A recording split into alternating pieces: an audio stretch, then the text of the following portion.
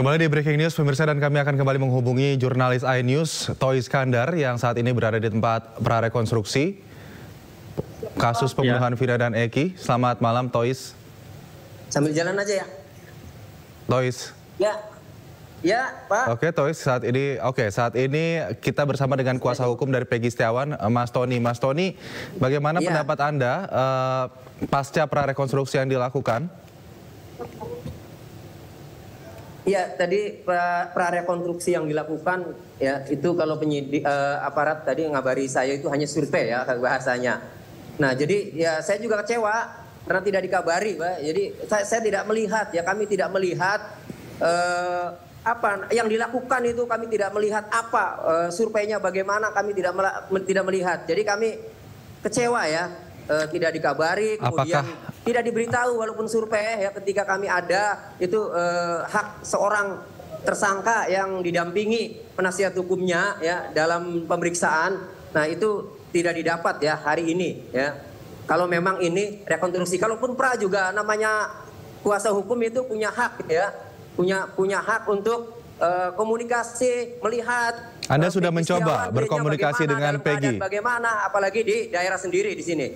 Oke, Mbak Tony, apakah Anda sudah mencoba berkomunikasi dengan Peggy Setiawan yang tadi dikabarkan ada di dalam mobil bersama dengan 6 narapidana lainnya, terpidana lainnya maksud saya?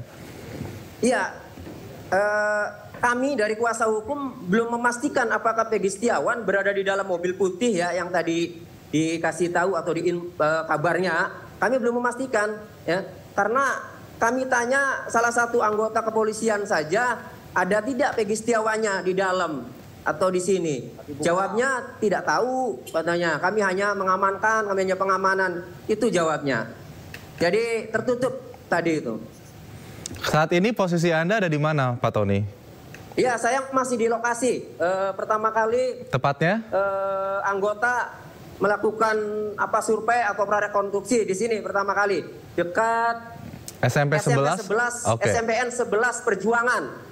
Di mana pertama kali menurut putusan pengadilan bahwa disinilah tempat mereka berkumpul 11 orang dengan minuman keras, kemudian ada korban Eki dan Vina kemudian dilempari di sini di jalan depan SMP 11 Jalan Perjuangan. Sejauh keterangan klien Anda, Peggy Setiawan, Perong, begitu seberapa familiar ia dengan lokasi yang saat ini dijadikan tempat prarekonstruksi? Bagaimana, Pak? Ya, berdasarkan keterangan klien Anda, Peggy Setiawan, begitu dan juga keluarga, seberapa mengenal Peggy dengan tempat prarekonstruksi ini? Ya, karena kami tidak bertemu dengan Peggy sebelumnya, Setiawan, apakah sudah ada komunikasi yang menerangkan tempat lokasi kejadian belum tahu ini? Apakah tempat ini dikenali atau tidak kan kami belum tahu, Pak. Oke. Tapi kalau dilihat dari Peggy kan warga sini ya, tentu kalau dikenali ya pasti tempat dikenali. Cuma persoalannya adalah melakukan tidak kan itu, Pak. Oke, apakah Peggy juga suka nongkrong-nongkrong di daerah tersebut bersama mungkin teman-temannya begitu hingga kemudian menjadi salah satu diduga pelaku pembunuh Vina? Ya, itu saksi lah yang ngomong begitu kan ya, suka nongkrong, melihat nongkrong ya. Si saksi si Aib itu kan yang ngomong kan si saksi itu kan. Ya kita nggak tahu, Pak, karena saya juga belum nanya ke Peggy-nya ya. Tapi kalau keluarganya itu jarang, banyak sudah diwawancarai keluarganya jarang. Peggy itu nongkrong itu jarang karena Peggy anak orang tidak mampu. Jadi sejak keluar SMP juga dia langsung ikut bapaknya kerja kuli bangunan, Pak. Itu. Lalu kenapa pada saat itu kemudian Peggy memilih untuk pada saat ditetapkan sebagai DPO atau buron, memilih untuk kemudian lari dari kemudian daftar dari buronan kepolisian? Jadi tidak lari, Peggy Setiawan itu, Pak, di Bandung itu kerja.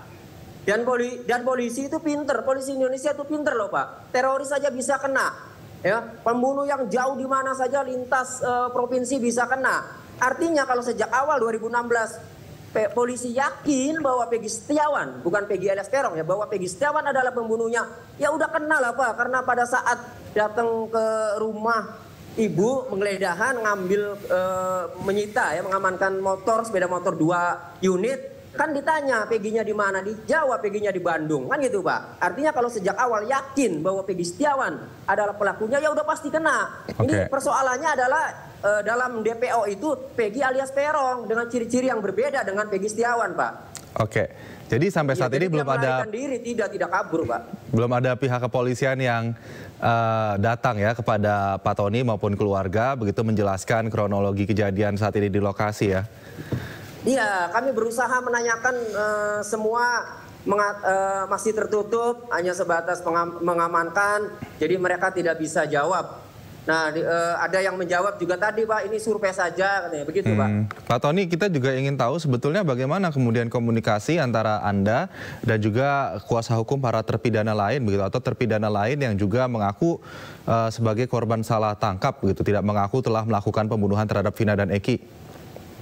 Ya, kami komunikasi juga dengan kuasa hukum. Oke. Baik, pemirsa, kami mohon maaf nampaknya sambungan komunikasi kami dengan Toyo Iskandar maupun kuasa hukum dari Peggy Setiawan, Tony RM terputus. Namun kita akan kembali usai jeda, breaking news segera kembali, tetap bersama kami.